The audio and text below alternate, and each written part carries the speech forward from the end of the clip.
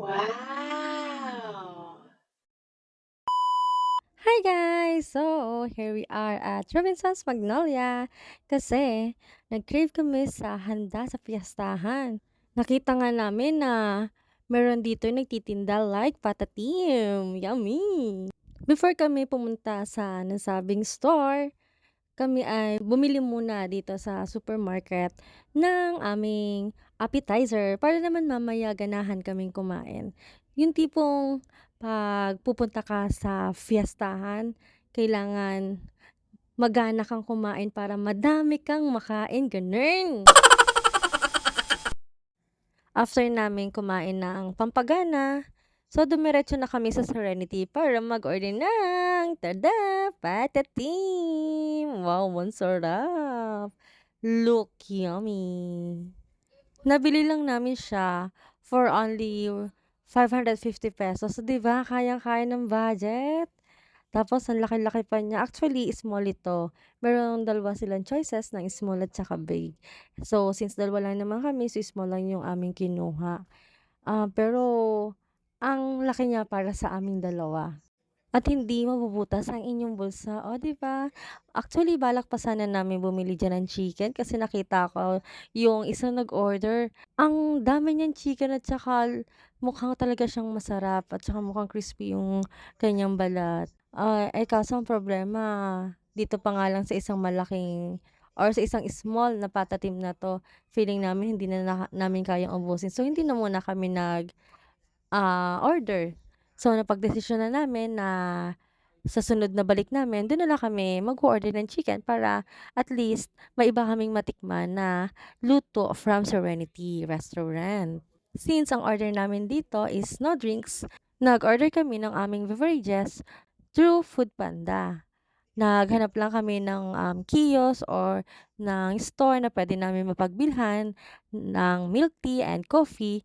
Then, ang ginawa namin instead of bumili dun direct sa store na yun, ginamit namin yung Foodpanda Pro kasi may discount kaming makukuha. Once kasi na member ka sa Foodpanda Pro, malaki yung discount. Mapa-deliver man ito, pick up man ito, lalong-lalo na 'pag dine-in kasi nagkakaroon mostly ng 25% off dun sa mga exclusive restaurant. Ayan, konting pahinga muna kasi masyado ng masakit sa panga kangunguya, char. Kasi sa sobrang dami ba naman nito, talagang mangangalay ang iyong panga, kangunguya.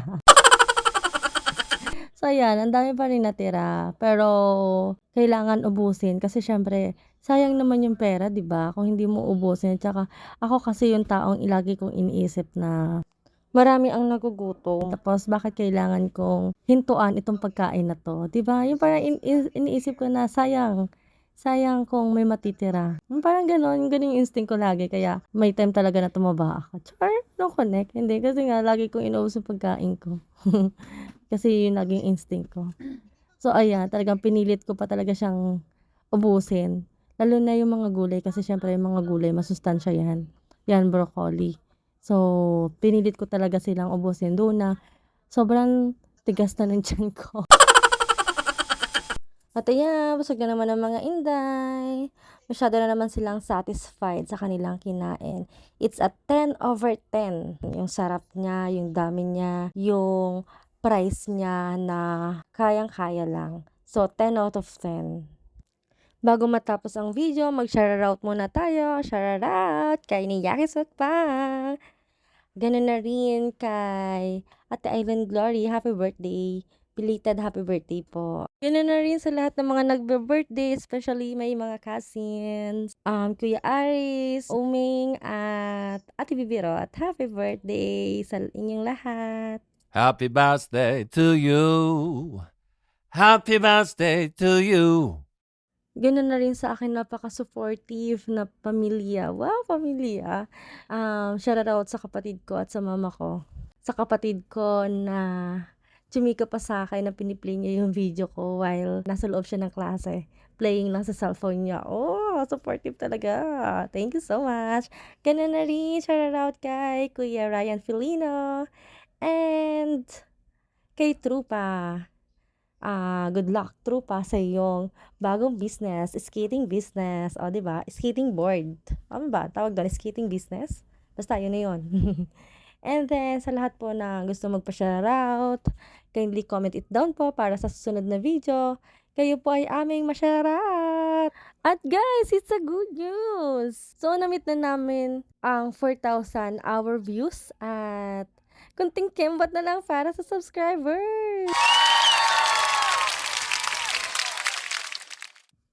Kaya nood lang guys, at kami rin sa inyo syempre. At yun lang, bye-bye! See you sa next vlog!